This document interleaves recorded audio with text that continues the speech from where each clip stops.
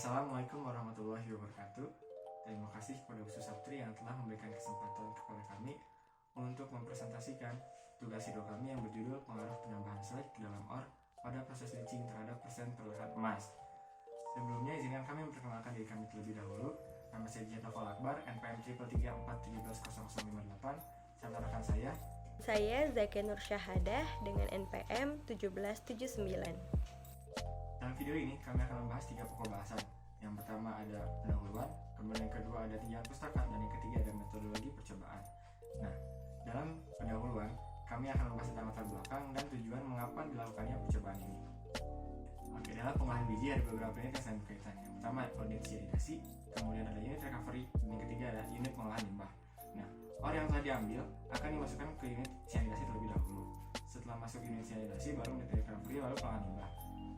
Dalam unit sianidasi ini terdapat crusher sebagai penghancur OR yang awalnya OR berukuran besar hingga menjadi kecil sehingga dapat masuk ke grinder atau mill sebagai pengerus. Nah, proses kombinasi ini bertujuan untuk mereduksi ukuran biji sehingga derajat vibrasinya akan meningkat. Terdapat pula proses pelindian menggunakan metode sianidasi dengan parameter sianida. Lalu pada unit recovery terdapat proses pencucian karbon menggunakan asam.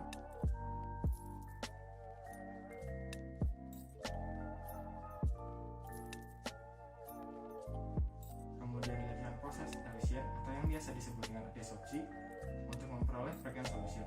Serta dilakukan juga penangkapan emas dan perak menggunakan arus listrik atau yang biasa disebut dengan cara electrowinning. Nah, di electrowinning, elektroda dikeringkan lalu dikaruk untuk mengambil emasnya. Setelah di electrowinning, elektroda dikeringkan dan dikaruk untuk memperoleh emas yang lalu dilakukan proses peleburan dengan menambah beberapa flux seperti manganese dioxide, fluoride, lalu silika fluor, lalu boraks, dan sodium nitrat.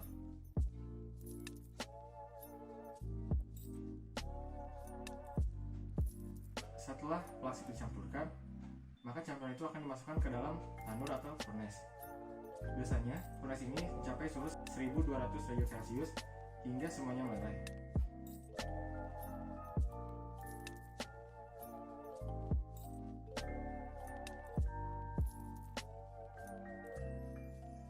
Kemudian dapat diperoleh produk utama yaitu daur bullion serta menghasilkan byproduct berupa tailing dan slag.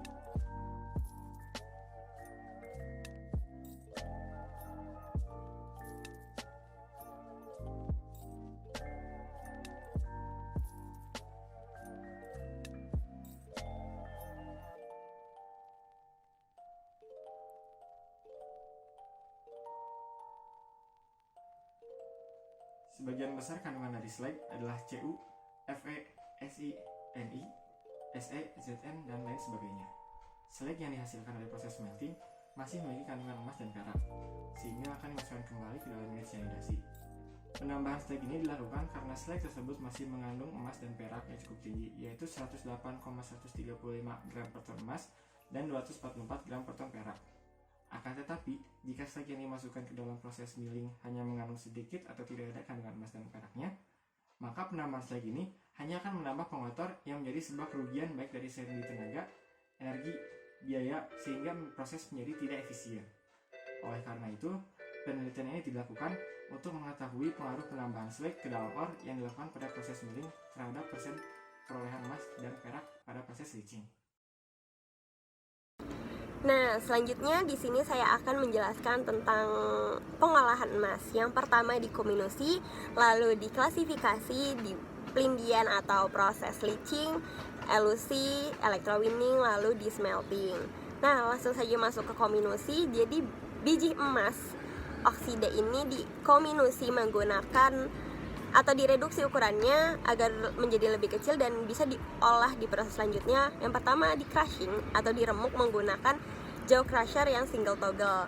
Nah, setelah di crushing, biji ini dimasukkan ke dalam milling atau melalui proses penggerusan dengan semi autogenous mill, jenis millingnya atau beberapa juga disebut sack mill. Nah, di proses milling ini si biji juga dilakukan proses pre-leaching. Kenapa bisa disebut pre-leaching? Karena biji ini milling secara basah menggunakan air atau cairan yang mengandung sianida agar mempermudah proses penggerusannya juga agar tidak terjadi choking saat proses pelindian nanti. Nah, setelah di milling, si biji ini masuk ke dalam proses klasifikasi, yaitu proses pemisahan berdasarkan kecepatan pengendapannya. Hasilnya adalah overflow dan underflow. Overflow dari proses klasifikasi ini di sini menggunakan alat yang bernama hydrocyclone dengan gaya sentrifugal. Overflow-nya akan masuk ke dalam tangki leaching dan underflow-nya akan kembali ke sack mill untuk digerus kembali.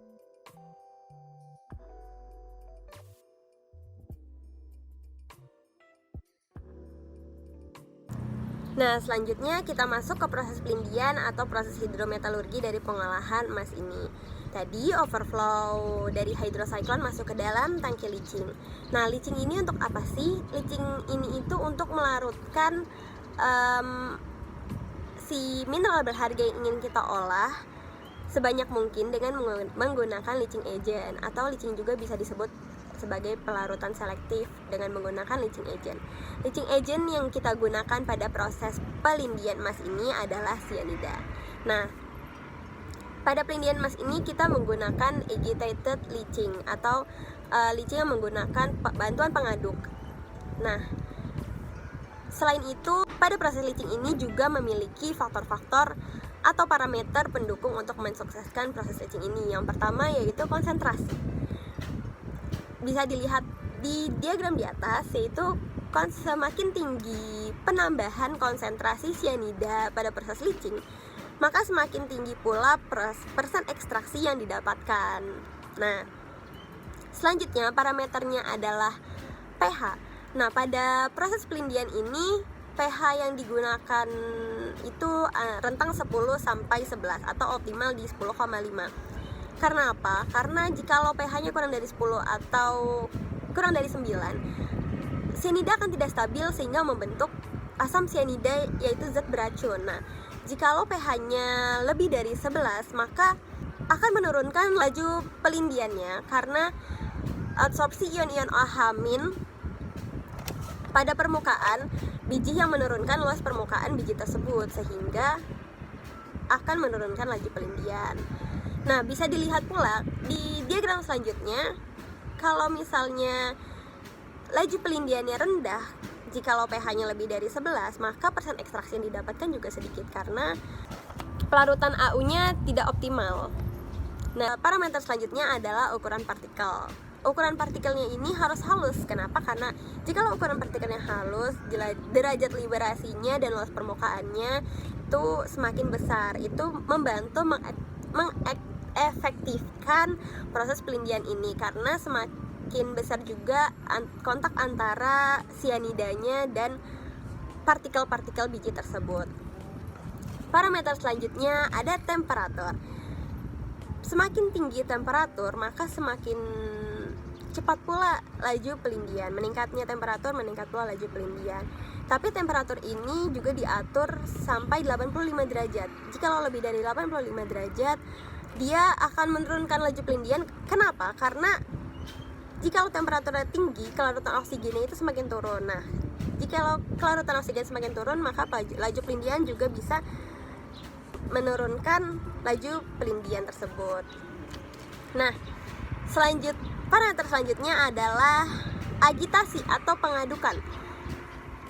Seperti yang sudah dibilang, pada proses leaching emas ini dia menggunakan tangki agitated leaching yang menggunakan impeller atau pengaduk untuk membantu mendistribusikan natrium cyanida secara optimal ke seluruh permukaan biji. Nah, agar lebih merata dan sehingga proses leachingnya berjalan dengan maksimal. Parameter selanjutnya adalah persen solid. Persen solid yang biasa digunakan pada proses leaching ini yaitu 35% sampai 50% solid. Nah, kenapa sih persen solidnya juga harus diatur? Karena kalau persen solidnya tinggi, dia akan terjadi penyumbatan pada proses leaching ini atau bisa disebut choking.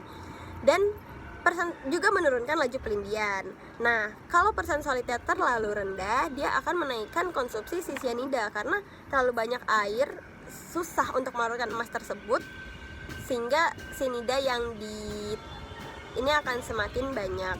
Nah, parameter selanjutnya adalah kadar oksigen. Seperti yang sudah dikatakan Elsner pada reaksi di atas, ini kadar oksigen ini berpengaruh. Dengan penambahannya oksigen, maka laju pelindiannya akan semakin cepat karena dia juga membantu sianida ini untuk melarutkan emas tersebut.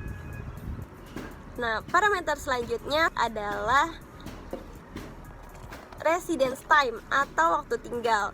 Waktu tinggal si proses pelindian ini. Seberapa lama proses pelindian itu berjalan itu dapat dicari dengan live slurry volume atau volume slurry pada sesungguhnya, tangki sesungguhnya dibagi dengan flow rate si slurry tersebut. Nah, biasanya waktu tinggal di tangki leaching sendiri ini 8 jam atau 8 jam. Nah, kalau di tangki leaching hingga proses akhirnya sebelum masuk ke elusi biasanya 48 jam. Nah, selain residence time, parameternya adalah jenis ore. Ore yang biasa digunakan pada proses leaching ini adalah emas oksida. Gitu kan. Kenapa sih? Karena kalau misalnya emas sulfida bisa, cuma biasanya emas sulfida ini harus melalui proses roasting agar menjadi oksida baru bisa diolah.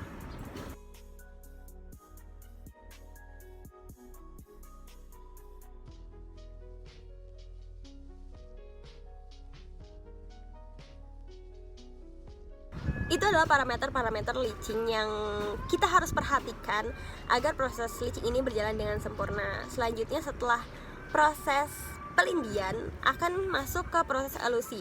Jadi proses pelindian pada proses pengolahan emas ini ada juga yang namanya biasanya menggunakan carbon in leach atau carbon in pulp. Dia ini adalah proses penyerapan emas yang sudah dilarutkan oleh cyanida tadi dari tangki leaching ke tangki chill atau carbon in leach. Dia diserap emas yang sudah terlarutkan oleh karbon aktif. Nah, karbon aktifnya ini akan dilarutkan kembali pada proses elusi sehingga kita mendapatkan pregnant solution. Nah, setelah dilarutkan kembali menggunakan cyanida yang sangat tinggi, langsung masuk ke proses electrowinning. Jadi si pregnant solution ini dimasukkan ke dalam bak electrowinning untuk menangkap emas dan peraknya. Nah, setelah menjadi cake di katoda, si cake ini kita keringkan lalu dibakar atau kita smelting, kita lebur sehingga kita mendapatkan durbulion untuk hasilnya dan kita juga mendapatkan slag. Nah, slag ini yang masih mengandung emas sehingga kita akan coba untuk menambahkan slag ini pada proses milling atau penggerusan dan masuk ke proses pelindian. Akankah si slag ini berpengaruh terhadap persen ekstraksi emas yang didapatkan? Selanjutnya, metodologi penelitian pada penelitian ini akan disampaikan oleh Aji. Berikut ini merupakan diagram alih dari penelitian. Yang pertama, kita akan mengambil data dari lapangan, kemudian mengambil sampel slag, lalu mengecek kadar AU dan Ag dalam slag tersebut. Lalu kemudian dilakukan percobaan awal leaching slag dengan menggunakan variasi persen padatan sehingga diperoleh data persen solid. Kemudian percobaan awal lanjutan leaching slag di mana variasinya konsentrasi cyanida, lalu melakukan proses penelitian di mana percobaan pengaruh penambahan slag terhadap recovery emas diamati dengan variasi rasio berat ore banding slag. Lalu dalam proses percobaan pengaruh konsentrasi cyanida terhadap recovery emas, kita menggunakan variasi yang berbeda, yaitu variasi konsentrasi cyanida. Berikut ini merupakan diagram alih dari percobaan awal leaching slag.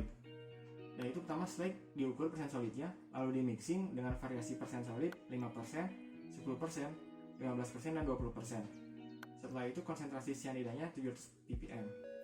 Lalu di leaching selama 24 jam, lalu diamati pH dan DO-nya, lalu slurry disaring sehingga terdapat solid dan solusi yang terpisah. Lalu solid dan solusi tersebut dilakukan analisa AU dan Ag menggunakan kadar assay method. Maka kita akan mendapatkan data kadar AU dan Ag. Nah, selanjutnya kita melakukan percobaan. Selain memvariasikan persen solid, kita juga memvariasikan konsentrasi cyanida agar kita tahu berapa sih yang optimal sebenarnya untuk di percobaan dengan penambahan slag ini. Nah, sama, kita pertama mengukur berat slagnya, kita mempersiapkan slagnya, lalu mengukur persen solid slag, lalu kita variasikan konsentrasi cyanidanya yaitu 400, 500, 600, dan 700 ppm. Nah, kita menggunakan variasi ini dengan batas atas 700 ppm, kita ambil ke bawah. Ini berdasarkan kondisi pada industri. Di sini kita menggunakan 15% solid, lalu kita mix konsentrasi cyanida dan slurry tersebut. Kita mix, lalu kita leaching selama 24 jam dengan metode roll bottle. Di 24 jam ini kita juga melakukan pengecekan pH, DO, dan konsentrasi dissolved oksigen dan konsentrasi cyanidanya dengan cara titrasi menggunakan AgNO3. Nah, setelah di 24 jam ini pH, dissolved oksigen, dan konsentrasi cyanidanya ini tetap stabil. Lalu kita saring slurry-nya sehingga didapatkan solid dan solution. Setelah ini kita analisa oleh lab, lalu kita bisa dapatkan data kadar AU dan Ag yang terkandung di dalam slag dan biji yang kita olah tersebut.